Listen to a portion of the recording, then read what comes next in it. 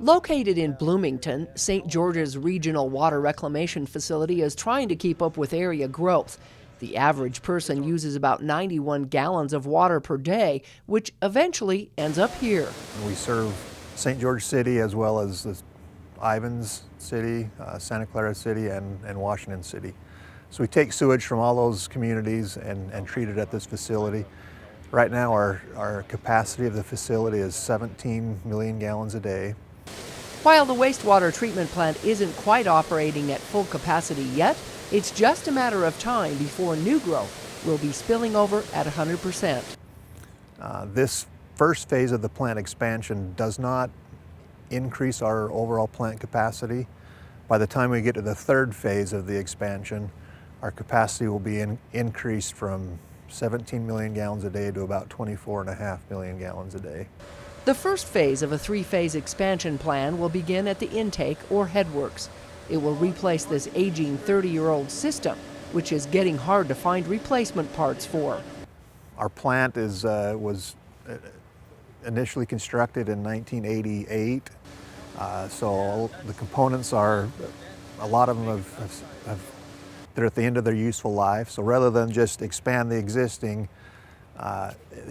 it all needs to be replaced. The new enclosed headworks building will be constructed right here next to the old one and will stand around 48 feet high. Taylor said enclosing it inside should help with odors. But where this is totally enclosed and it has an air handling system and a biofilter, there's not going to be any additional odor than there is right now. And in fact, it'll probably be better than it is right now.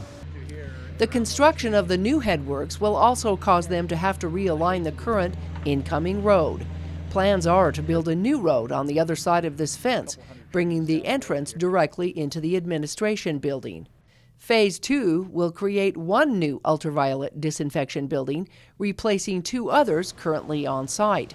That change is expected to save the city money. We currently do use ultraviolet. We've got two different buildings. There's two different trains into the plant. So this will replace those two buildings and combine them into one stream. The water from these UV plants is recirculated for use in secondary irrigation water, such as for golf courses, or is released downstream into the Virgin River. Residents serviced under the plant won't have to worry about an increase in their water bills just yet, as this first phase of construction has already been accounted for. We anticipate the cost of this first phase to be somewhere around $25 million. We do have reserves available to cover the cost of this first phase. In the subsequent phases, we will need to bond. Taylor said they will do rate studies in the future to determine just how much those rates may need to go up. And he said it could take 10 years or more to complete the three-phase project. But as soon as phase 1 is complete, we'll be able to step right into phase 2, which again will take probably another 2 years to construct.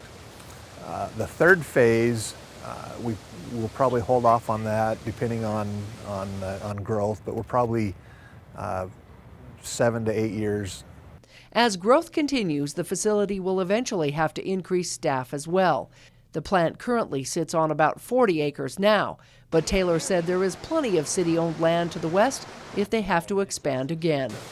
In Bloomington, Melissa Anderson, CEC News.